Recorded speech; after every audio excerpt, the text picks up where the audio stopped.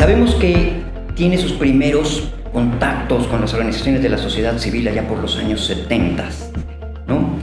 ¿Qué es lo que le impulsa a acercarse a la sociedad civil como tal, como organización en esos primeros años? Pues por la propia formación que yo había tenido, un interés muy grande de conocer mucho más de cerca cómo vivían las personas, y tuve la fortuna de ingresar en una organización que se llama Fomento Cultural y Educativo, que sigue hasta la fecha trabajando, y me invitaron a colaborar en el proyecto que se llamaba Guayacocotla, que era una zona serrana del estado de Veracruz, colindante con el estado de Hidalgo, con Puebla, incluso al norte con San Luis Potosí, y era la sede de una escuela radiofónica que tenía como misión el ofrecer cursos de capacitación para campesinos en 7 o 8 estados de la República, y pues fue una experiencia única que yo le deseo a todo mundo, es decir, estar en contacto con el mundo rural, con el mundo indígena, en zonas excluidas, a veces inhóspitas incluso. ¿Considera usted que un líder en temas sociales nace o se hace? Pues yo creo que la función de liderazgo es una enorme responsabilidad siempre, y pues tiene que haber un gusto personal por colaborar, por ofrecer un servicio, tratando de clarificar situaciones, tratando de integrar equipos, tratando de descubrir cuáles son las líneas que articulan todo un proceso de trabajo incluso, y que me parece que eso implica un gusto natural, pero también una formación. Es decir, no nace uno sabiéndolo todo, y muchas veces pues son procesos de aprendizaje, claramente de ensayo-error, pues de los errores uno aprende, ¿no? Cosas que no todos saben. Jorge Villalobos que fue coordinador de la licenciatura en comunicación en la Universidad Iberoamericana. Sí. Y que además estudió teología. Sí. ¿No? ¿Considera que estos dos aspectos de su formación influyeron para el trabajo que también ha desarrollado aquí en CEMEFI? Definitivamente, sí.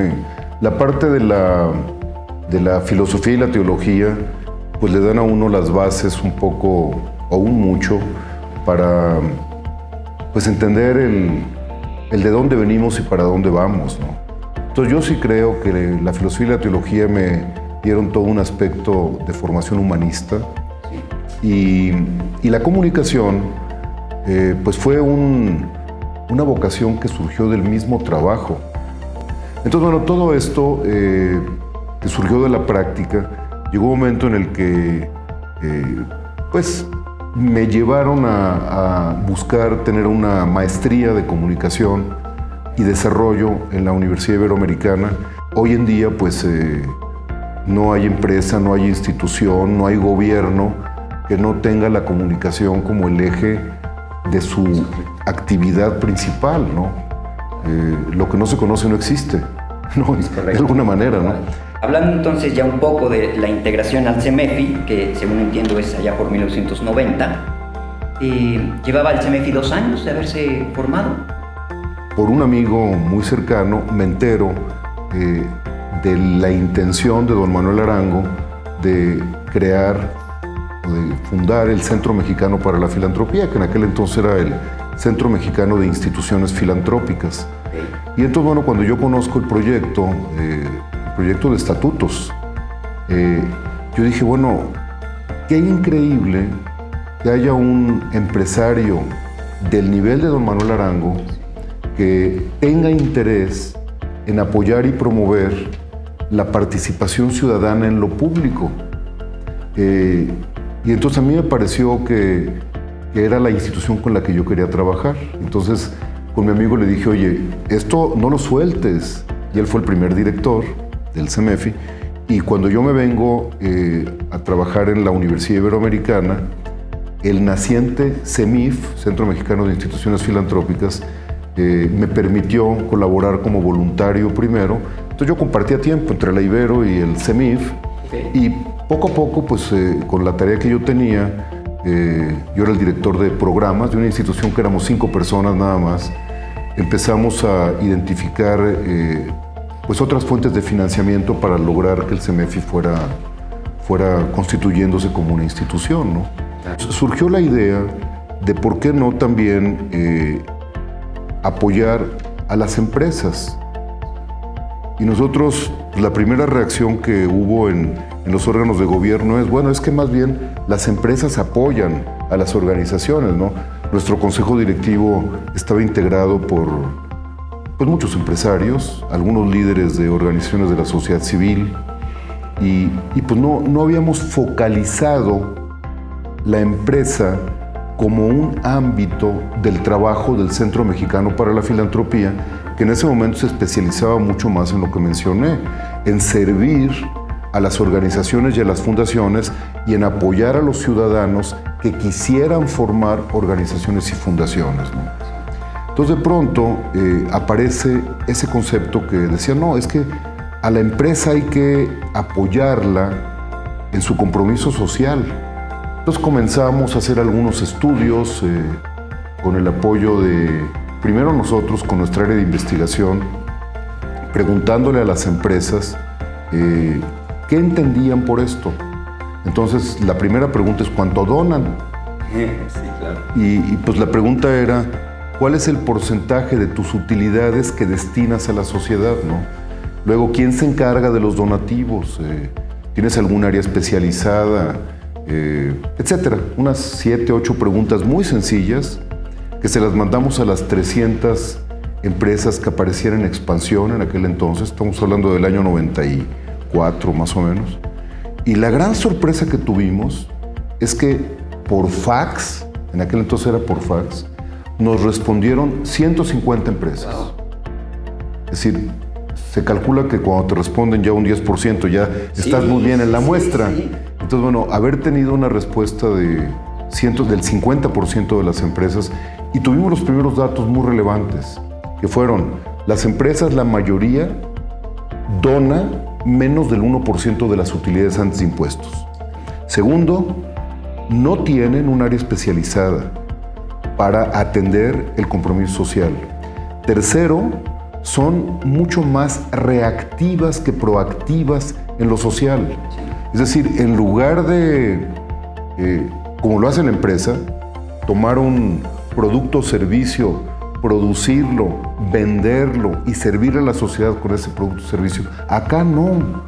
Eran colas enormes de solicitantes de recursos que le pedían para el deporte, para la iglesia, para la política, para la asistencia, para todo. Entonces, los empresarios pues más bien reaccionaban y hacían donativos a través de la esposa del director general o del área de recursos humanos o del área de comunicación. Había una dispersión enorme.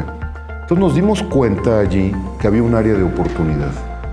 Es decir, que podíamos apoyar a la empresa en sus procesos de filantropía empresarial. No le quisimos llamar filantropía corporativa, sino filantropía empresarial. Y así comenzamos, con ese trabajo. Pero nunca pasaba absolutamente nada. No cambiaba absolutamente nada. Entonces, en el año 97, le cambiamos el nombre al programa, ya no fue de filantropía empresarial, porque nos dimos cuenta que la empresa jamás hace filantropía. O sea, fue un nombre heredado muy probablemente de la cultura norteamericana, donde está muy posicionada la filantropía, y entendiendo a la empresa como un ciudadano corporativo, le pusieron el nombre de Corporate Philanthropy a las acciones que la empresa hacía en favor de terceros, haciendo donativos o promoviendo becas o lo que tú quieras y mandes, ¿no? Sí. Pero aquí en México, obviamente que eso no se iba a entender. Entonces nos dimos cuenta que la palabra no respondía a lo que queríamos. Y lo que estábamos buscando es que la empresa asumiera su responsabilidad social. que todavía no le llamábamos responsabilidad social, le llamamos que tenga una vinculación con los procesos sociales, ¿no? Por aquella época hubo una reunión en Miami que convocó BSR, Business for Social Responsibility, y la propuesta fue esa: señores, se acabó el mundo bipolar, la Unión Soviética ya no existe más, y sin embargo el mundo sigue igual, con enormes problemas sociales, no hay una participación suficiente de la ciudadanía, hay una enorme concentración de la riqueza, la empresa tiene un rol que puede ir mucho más allá de nada más producir bienes y servicios de calidad, etcétera, etcétera, etcétera. Es decir, empezaban a hacer un marco conceptual mucho mayor, y hubo un grupo de empresarios de varios países de América Latina, entre ellos don Manuel, en la que ellos dijeron completamente de acuerdo: necesitamos promover estos conceptos en las empresas de nuestros países. Y nace un movimiento que se llama Empresa, así, es empresa, ¿no? Y entonces el grupo mexicano quedó encomendado de organizar lo que iba a ser la primera conferencia de responsabilidad social en América, después de la de Miami, porque ahí era BSR. Y entonces se acordó que fuera en Sao Paulo esa primera conferencia, y fue impresionante porque pues en un hotel, el Intercontinental de Sao Paulo, fue esa primera conferencia, y ahí se acordó traer a México la segunda conferencia. Entonces, en esta conferencia en la Ciudad de México, pues teníamos el encargo, el CEMEFI, de sacarla adelante, y pues la reflexión del comité ejecutivo fue: si el Centro Mexicano para la Filantropía convoca a una conferencia de responsabilidad social empresarial, vamos a confundir mucho. Entonces, ¿por qué no invitamos a las cámaras empresariales a que juntos convoquemos a esta conferencia, la segunda de responsabilidad social? Y allí, en esa conferencia, se definen lo que eran los ámbitos de responsabilidad social.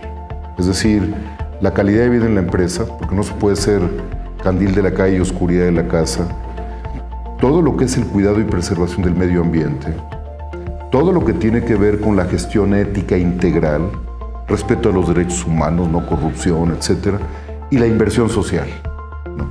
Que antes se entendía prácticamente que ser socialmente responsable era hacer donativos. Ya con los ámbitos construidos y habiendo salido también la conferencia, pues los organizadores nos preguntamos: oye, pues si nos salió tan bien, ¿por qué no continuamos? Claro.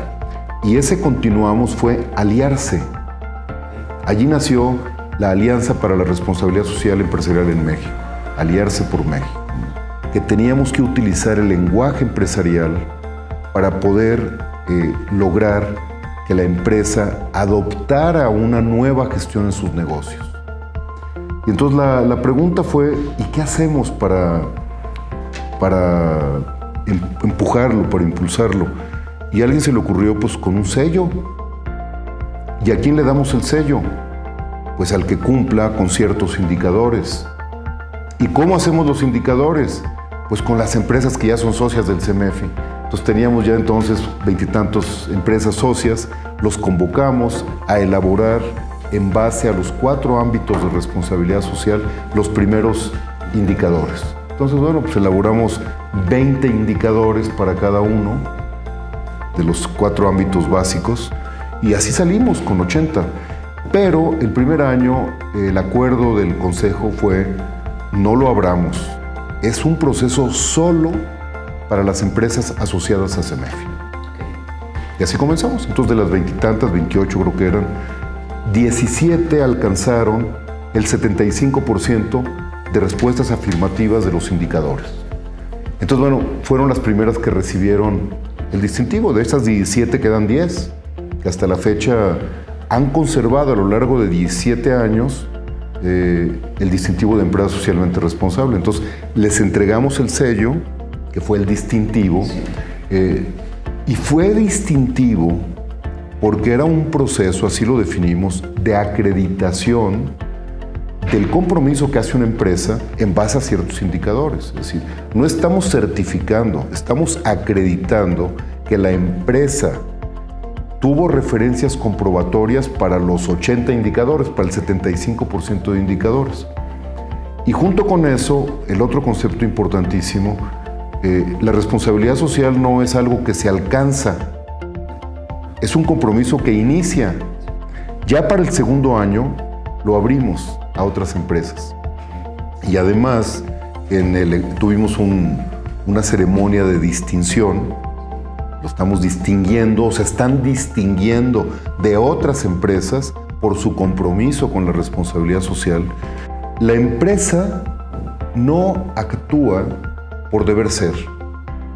Es decir, sí, el dueño o el director general puede decir, yo debería ayudar a los grupos de relación, yo debería ayudar a las comunidades en las que trabajamos, yo debería, bueno, si eso no le reporta un beneficio a la empresa, no lo va a hacer.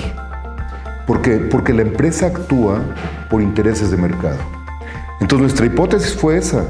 ¿Cómo logramos impactar en el mercado para que aquella empresa que empieza a tomar compromiso de hacer acciones en favor de sus grupos de relación, se lo premie el mercado? Y así nace el sello, con un sello que los distinga de su propia competencia y que se muestra ante el mercado y que se muestra ante todos. Entonces hay un compromiso por parte de la empresa y hay una respuesta por parte de todos los grupos de relación, incluyendo los consumidores, que después hicieron muchos estudios, que en igualdad de circunstancias van a preferir un producto de una empresa socialmente responsable a la que no lo sea. Sin duda alguna que ha tenido resultados importantes por la participación voluntaria de muchísima gente. Don Jorge, ¿cuál consideraría que ha sido su mayor logro? Pues yo creo que el mayor logro ha sido el de la constancia. Es decir, el tener claridad de para dónde vamos y no soltar la hebra, ¿no? Don Jorge, no nos queda más que agradecerle el tiempo que nos ha dedicado y realmente la elocuencia con la que nos ha contado toda esta historia, su trayectoria, la trayectoria del CEMEFI. Y pues para esto que es un honor, queremos felicitarlo y agradecerle el que nos haya recibido aquí en su casa. Con mucho gusto, Luis, y pues muchas gracias a ustedes, las cámaras que nunca se ven, pero ahí están. Y felicidades a Expo, que pues yo no lo mencioné, pero ha sido un proyecto de Edgar que sin duda alguna está presente desde que comenzamos con las mejores prácticas y el distintivo. Entonces, felicidades. Muchas gracias.